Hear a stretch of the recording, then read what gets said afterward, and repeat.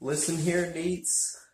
You know that system that we all use to have a job, that we all use to run this big, crazy world that we're at right now? Capitalism, it doesn't want you to exist. It doesn't want you to be a dissident element. It doesn't want you to create the things that you want to create. Why is that? It's because it doesn't make profit. In a perfect society, we would all be able to express ourselves in the way that we want to. You look at something like Star Trek, they got machines where somebody just spends all day masturbating. That's what he does, that's his purpose, that's the Apollonian ideal that he strives for. But we can't all do that because the system at present doesn't allow us to. Unless you game the system in some way, unless you find a way to work within the confines of it while also actively doing what it doesn't want you to do. There are people who do that. People who do cryptocurrency mining, people who get on neat bucks despite the fact that they don't need to be. They just manipulate lawyers, manipulate the system. There are people who, make viruses for people and then sell them. There are people who do hacking and just all kinds of different things that allow them to be able to live the hikikomori lifestyle while being out of the job market. And there's a lot of cool ways that the internet has allowed you to do that. In many ways, I think the internet is inherently socialistic in a very libertarian sense. Is that like the internet is basically the embodiment of libertarian socialism because it's allowing people to, in the idea of the libertarian socialism is that it all allows all individuals to be who they are and to have food on the table in order to do whatever they want without government restriction and without, capitalist restriction, because capitalism inherently mitigates your life. It makes it to where you just can't do certain things due to the fact that you have a job. It makes it to where certain companies can't exist due to monopolies. It makes it to where just certain pieces of art can't exist due to the market.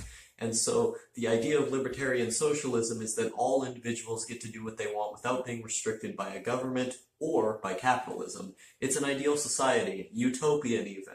And so under that system, we can then apply it to the internet. What is the internet but a bunch of individuals gathering together saying, hey, we don't like the way things are going, so we're going to try to change it around a little bit. What we're going to try to do is make things our way. We're going to survive and subsist off of the elements at present and do what we want at the same time without the market. And the internet has somehow been able to survive in spite of all of the governmental forces and all the capitalistic forces that have tried to crash it down. VPNs are a thriving industry. Tor exists. Tails exists. You're able to circumvent even the most totalitarian governments because of the strength of those individuals wanting to get away from what everybody else wants them to do. And so you find these people, you find the hackers out there, selling their skills and being able to do whatever they want in their free time. You find the YouTubers out there being entirely funded by individuals who just care, And I mean, I'm saying that that's socialistic, but it's because it is. Like, capitalism, if you think it's about individual choice, you're wrong. That's not what capitalism is. Capitalism is a totalitarian system in which everyone is meant to conform. If you think it is about the free market, you are wrong, because people do not control the free market. The government and the free market control you. They control what you want. They control what you think. They control every aspect of your life. And the internet changes that because the internet gives you the information. The internet tells you exactly what these fucked up entities are doing out there. And they hate people like Edward Snowden. They hate people like WikiLeaks that are exposing all of the horrendous things that these governments are doing and all the horrendous companies that are funding them. But hey, the internet persists. The internet has technological ways around the way that those people want you to think. And that's really, really cool. It's good for revolution, you can really sit there and just say, I have the information at my disposal on my government. I have my job that I'm doing right here, I don't need it anymore. I can just go sit in my room, do cryptocurrency mining, and work on the program that's going to change the world. And when that program comes out, it serves the needs of everyone, serves the needs of society. But that program wouldn't have fit in a marketplace, because what the market wants is for you to constantly be updating software. Think about the iPhone. What does the iPhone do? It breaks. All of the new cell phones that come out are not based on reliability. They're based on how can we update this with the next thing.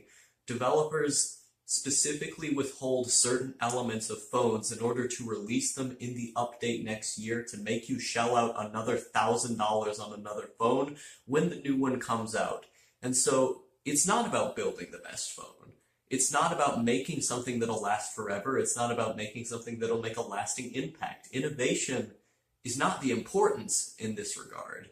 It's about what can make the most money and what can create the most traction in the market.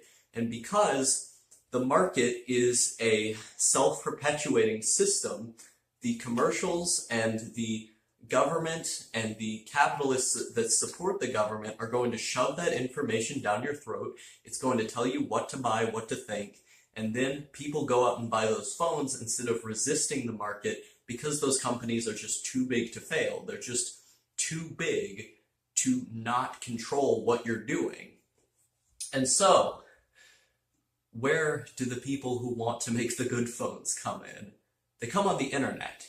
Now, I mean, these people, they don't have the tools or the resources to do what they want to do, but they can at least make programs that are kind of like what they want to do. And so they go on the internet, they use Linux, entirely open source, again, libertarian socialist idea, and they take that and then they just make the things that they want to see. And they do these programs and they make the elements of these programs, and then these programs begin to help people and they begin to influence other programs, and it helps society as a whole. But imagine what these people could be doing if they could leave their job completely, if like they could just completely subsist off of cryptocurrency mining or whatever it is that they're doing. Then those individuals would have 100% freedom, right? They could make the things that really benefit society. There would be no market forces stopping them. They could either make the things that benefit society the most or benefit a niche that doesn't get represented in the market the most. And when you get those two people together that are doing the things against the market, you get the best content. The market does not care about your heart. It does not care about your soul. It does not care about what touches either of those things. The market cares about money. That's not a good thing for us. That's not a good thing for people. And so, where do we go? Where do we go from here? We go to the internet. The internet gives us all the tools at our disposal to make whatever we want, to be whoever we want. The internet is the Wild West.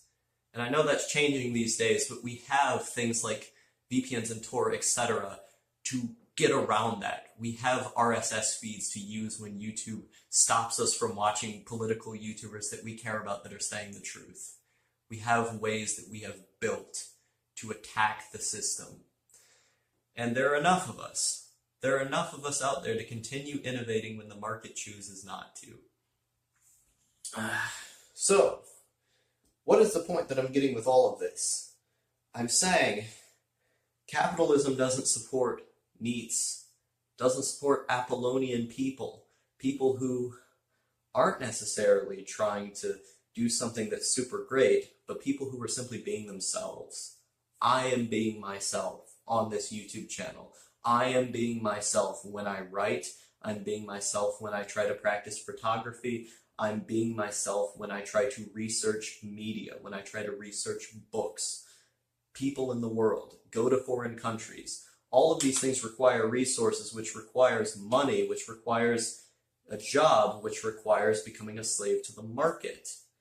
And that means I don't have the time to do the things that I truly care about in the first place. So the only way to get around that is to have mental disabilities in my case, which gives me disability, which allows me to do whatever the fuck I want, which is super Apollonian, because now I can just be in my own room doing whatever. And basically the point I'm getting at here is that we can still exist as dissident elements, but it's really hard. And, capitalism doesn't want you to be an individual. It wants you to be a part of the system, a cog in the machine, if you will. And that's not good, because what the embodiment of Apollonian is to be the most logical, individualistic person who understands exactly how things work, understands exactly how you want them to be and what you want to build, and then uses your will to build the thing that is specific to yourself, to build the thing in isolation, away from other individuals, away from society, that is cool and good, whatever that thing you're building may be. That is not good for a market unless you have a breakout success. And so there are a few people that are like that. There are a few people that their individual will tells them to make something that's a market success. And even fewer that succeed, because the system weighs them down so much that it keeps them from working on what they truly want. And so us, as Apollonians, us as player characters who have control over our own lives, who want to isolate ourselves away from other people and to build things that we care about, the system is actively telling us to go fuck ourselves. The system is actively trying to fuck us. But we can win. If we just try hard enough, if we just organize enough, if we just continue making those programs to fight against the system, we can win. If we're smart enough and strategize around the system, we can win. Don't ever lose hope. Don't ever lose faith in the idea that as an individual you hold immense power. As someone who is alive and breathing, who lives in this world, you have power. You have power by existing. You can control that. You can control what you do. You can control who you talk to. You can control what you build. You can control what you do with your life. That is a power. That is a power that you have against other people in the world who want to control you. Those people are the capitalists. How do you get around them? You use the power of the internet. You use the power of yourself. You use the power of your individual will. You use the power of your heart.